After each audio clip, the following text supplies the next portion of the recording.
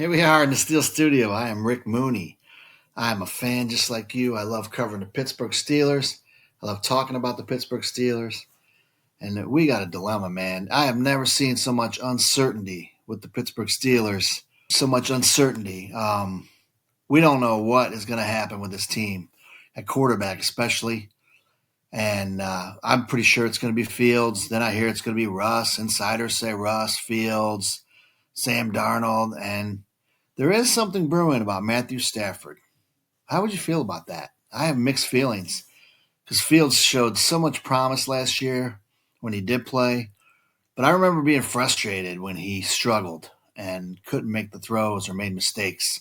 And I was ready to put Russ in. Russ came in, he did great. Then the end of the year, he was running for his life, and he couldn't throw short passes. All he could do was long. And that wasn't working either. And then we thought, well, maybe we should go back to Justin. Well, if a guy like Matthew Stafford becomes available, I know he's 36, 37, but man, he can throw. He's taller. Rush is so short. This guy has an arm. He does play action.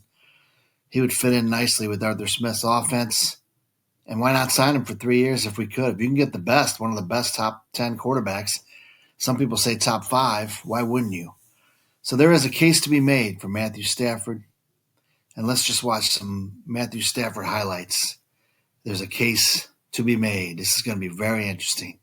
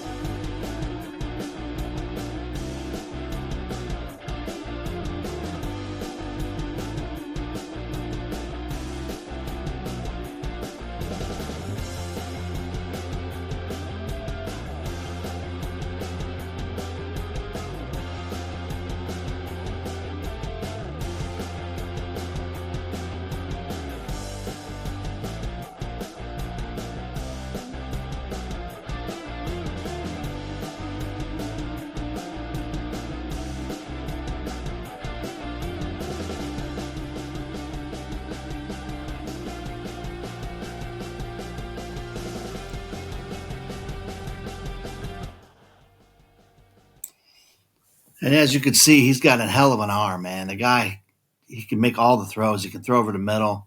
It's one thing Russ struggled with, always a struggle with, throwing over the middle. Oh, man. He is 36 years old. I think maybe even 37. Someone says he wants 50 million. I don't believe that. He's not getting 50 million, man.